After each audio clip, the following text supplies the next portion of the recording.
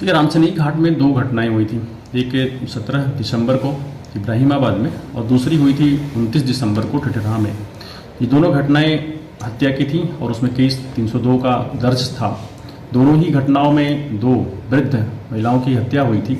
वो हम लोगों के लिए बहुत एक चैलेंजिंग था और उसमें एक दूसरी घटना में जयरामपुरवा में किसी मूवमेंट के दौरान जिसको अटेम्प्ट के रूप में देखा गया था, वहाँ से एक वीडियो और फोटो मिला था हम लोगों को, जिसको हम लोगों ने डेवलप करके लोगों में लगातार टीमें लगी हुई थी रामसनेही घाट के और आसपास के थानों की, और हमारे 6 अधिकारीगण वहाँ पे सीओ साहब, एडिशनल साहब सब लेकर के इवन थे। हम लोगों ने अयोध्या के साइड के जो बॉर्डर के गांव थे उनमें काफ़ी प्रचार प्रसार किया, लोगों के संज्ञान डाला कि इस तरह का व्यक्ति अगर कहीं मूवमेंट में दिखता है जो हमारे लिए फर्स्ट और सबसे बड़ा सस्पेक्ट दिख के रूप में आया था, उसको चिन्हित करें। उसी क्रम में जब मवई में ये व्यक्ति दिखाई पड़ा, वहाँ किसी ने अटेम्प्ट किया तो लोगों ने उसको पकड़ा और वह पुलिस को हैंडओवर किया। संज्ञान में आया रामसनेही घाट की पुलिस और हमारे यहाँ से लोग गए ऑफिसर्स, उससे पूछताछ की गई।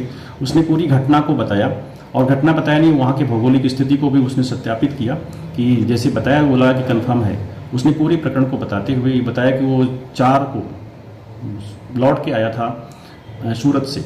6 महीना वो सूरत में रहा और सूरत से लौटने के बाद ये उसने 2 यहाँ पे और 2 घटनाक्रम जो आते हैं जयरामपुरवा और ये जो अभी हुनहुना में हुआ है मवई में, इन घटनाओं को बताया कि मेरे द्वारा ही की गई थी।